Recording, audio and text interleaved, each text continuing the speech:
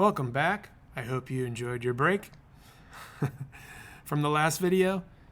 And like I said towards the last video, what I'm going to show you now is a fill. Now, a fill is another thing that a drummer will do to break things up, to make things more interesting. A lot of singers or people playing melodies will play a melody and they'll rest. There's parts in the song where there's a little extra space, and the drummer might take a fill, and they take fills on toms most of the time.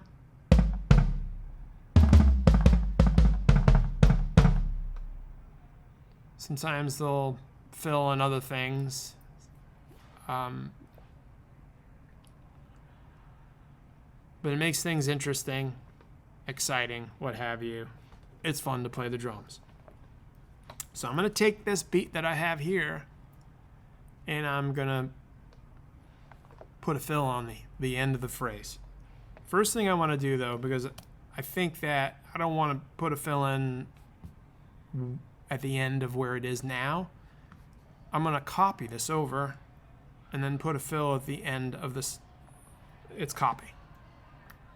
Select, Option, drag, let go of the mouse before you let go of the Option key. Now, this is our second half.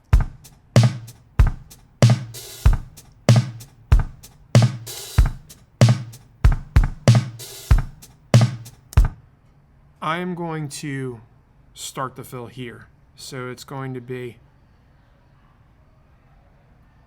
a 2-beat fill. Now, most importantly, if you're going for something realistic, you understand that a drummer has 2 arms and 2 legs. So the arms taking a fill won't be able to play the hi-hat and the snare. They might be able to throw a cymbal in if they're hitting a drum with it. Usually at that point, though, you're using a crash cymbal for an accent. So I'm going to do a 2-beat fill, and I'm going to use eighth notes. So the first thing I need to do, as I realize I'm doing beat 3 and beat 4 of measure 8, first thing I need to do is get rid of the handwork. The work that a drummer would have would be that hi-hat and the snare. Just make sure you don't erase the kick. So you select those by dragging and selecting. You can see they're a brighter color than the rest of the drums. Delete. There they are. So I'm back here. I'm going to listen to it from 7. So I'm going to turn my looper on. 2, 3, 4, 1, 2. Do-do-do-do. I'm going to try to use just eighth notes here, because that's what we have learned. We understand. We'll get into 16th soon. So I'm going to start playing around on the looper and figuring out what my fill might be. I'm going to turn on the camera now. I believe, let me just make sure the keyboard cam's on. It is. Okay, good. The lights went out in here. I hope it still is okay with you. I'm not getting up to turn the lights on. Sorry. All right, here we go.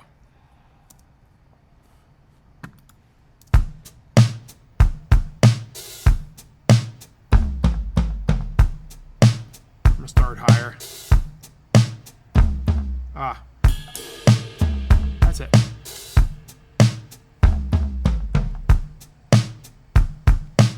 So I'm going 3 and 4 and. All right, I'm gonna record this. Okay, turn the looper off. Put the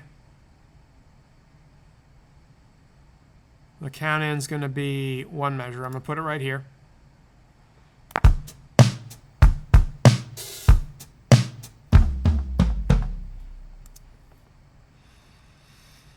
Okay, now I'm looking at the fill I did.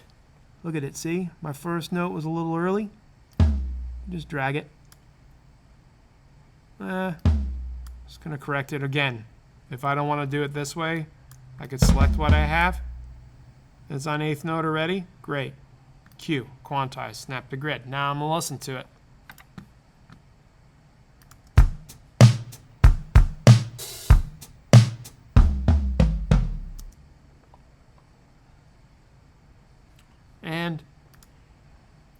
let's try throwing a kick drum on the end of 4 and see how that sounds for us.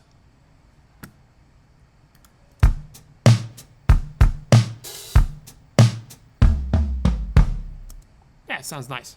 Anyway, that's how you throw a fill in. And it's something you can experiment with. We're going to start clapping rhythms and moving to rhythms and generating a rhythm for a fill and eventually a rhythm for a melody will become something you're more willing to try and just shell out.